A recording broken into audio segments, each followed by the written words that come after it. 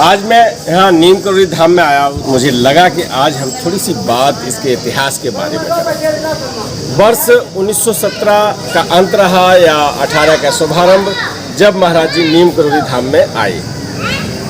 1918 से 1935 तक महाराज जी यहाँ रहे। प्रारंभिक समय का एक चित्र मैं आपको दिखा रहा हूँ। ये प्रारंभिक अवस्था थी यहाँ की मंदिर के शुरुआत की। और जब महाराज जी यहाँ से 1935 में यहाँ से गए, तब हनुमान जी थे यहाँ पर, विग्रह था, एक झोपड़ी थी, और जो मैंने आपको कई बार गुफाएं दिखाई हैं, उन गुफाओं का भी कोई अता पता नहीं था।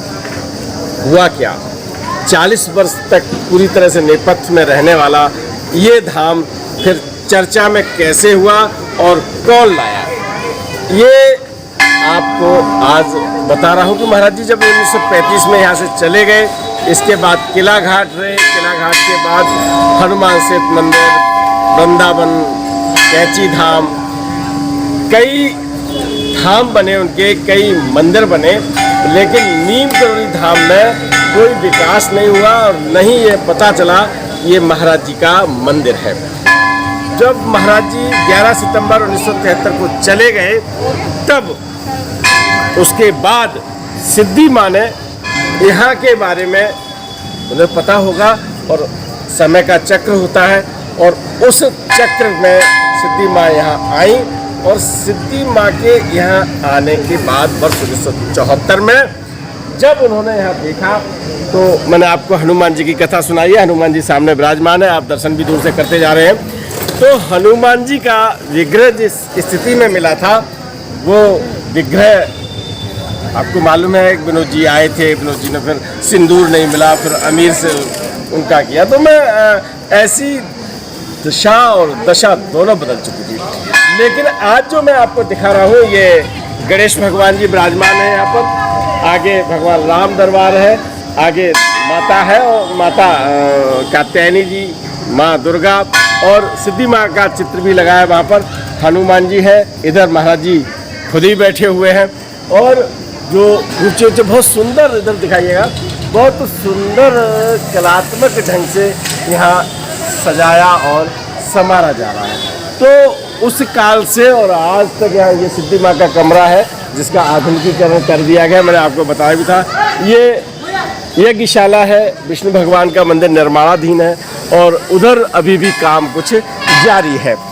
इस पूरे धाम को प्रकाश में लाने वाली सिद्धि माता है, और सिद्धि माता ने जिस शिद्दत से यहाँ पर काम किया, क्या किया उन्होंने, वो जब यहाँ 1974 में पहली बार आई, तो नीम करोली धाम के, नीम करोली गांव के जो बुजुर्ग थे, जिन्होंने महाराज जी के कभी दर्शन किए थे, जिनके जेहन में महाराज जी की हजारों कथाएं थीं, उन्हें बुलाया, उनसे बात की, उनके बारे में जाना, यहाँ की कहानियों के बारे में जाना, यहाँ कैसे रहते थे महाराज जी, ये सब चीज़ें सिद्धि माता के नेतृत्व में यहाँ पर हैं। फिर उन्होंने ही यहाँ पर जो गुफाएं मैं आपको दिखाता हूँ, वो गुफाएं भी बिल्कुल ख़त्म हो चुकी थी, उन पर खेती हो रही थी। फिर उनकी खोज हुई और उन्हें संरक्षित किया गया। बहुत सारी चीज़ें ऐसी हैं जिन्हें मैंने कई कथाओं में बताया है, लेकिन आज मेरा मन हुआ, मैं नीम करोली धाम आया था, तो एक बार एक दिमाग में ऐसा चलता है कि 40 साल तक जहां महाराज जी रहे यहाँ पर 18 वर्ष तक, और 40 वर्ष तक ये पूरा परिसर नेपथ्य में चला गया, जिसके बारे में कोई नहीं जान पाता था, एक छोटे से मंदिर के रूप में था।